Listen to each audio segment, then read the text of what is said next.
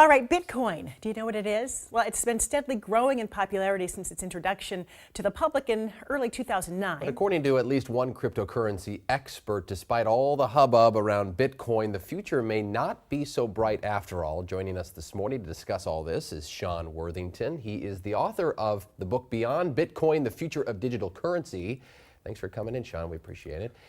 Give us a quick precursor of what Bitcoin is. Cryptocurrency is pretty new, at least that will stay. Bitcoin is kind of an odd duck. Explain what it is briefly, if you could. Well, Bitcoin is the first digital currency to solve what's called the physical integrity problem of digital money. And so if you have something digital, how are you going to stop somebody from counterfeiting it? How are you going to stop somebody from deleting it? What's going to stop the government from coming in and just turning off the servers? Right. So Bitcoin was the first to do that. Okay. So why do you say that you think it's headed for major trouble? Partly that, those reasons you just gave. Well, we're starting to understand what money is. And it turns out that monetary systems are basically databases, and money acts as data.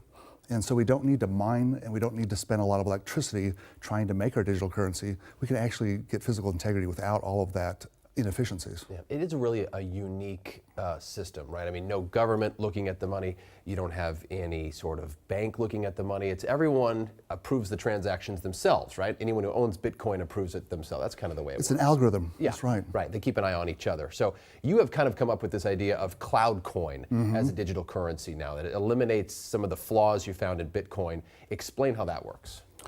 Well, CloudCoin does not track every transaction in a blockchain like cryptocurrencies do. Instead, what it does is just a counterfeit detection system, and it can tell whether the money is real or not.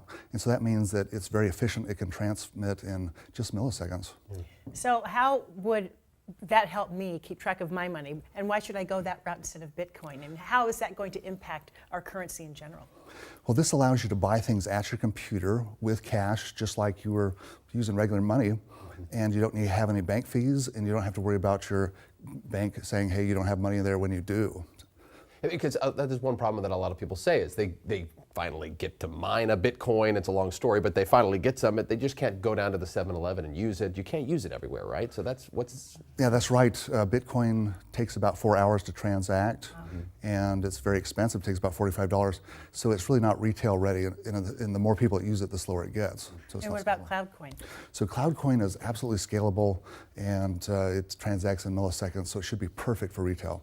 So do you think that this whole cryptocurrency thing is going to stick around, or is it just going to disrupt the whole system? It's kind of an interesting concept. It's absolutely going to change the future, and everything that we do in the future is going to be based on digital currency, and so I think that people need to start looking at it because it's going to be there. But then I don't get any $100 bill or $20 bill from my mom or my birthday card or anything like that. Well, with CloudCoin you get it, but you get it in an email, and it's a JPEG image. It's a picture of money. That's just not nearly as fun. Who do you think will lead the way in moving this direction with currency? Well, hopefully I will. But will it be the U.S.? Will we do that? So it's going to be what I'd say libertarians, people that are interested in privacy, people that are interested in freedom, and that's people all over the world. Okay. Well, we'll keep an eye on that. Sean Fascinating. Worthington. Yeah, so you got the book out, Beyond Bitcoin, The Future of Digital Currency. You can look out for that and read more about Sean on the web. Thanks for coming in. Sean Thanks for having me. Worthington, thanks so much. Bye-bye.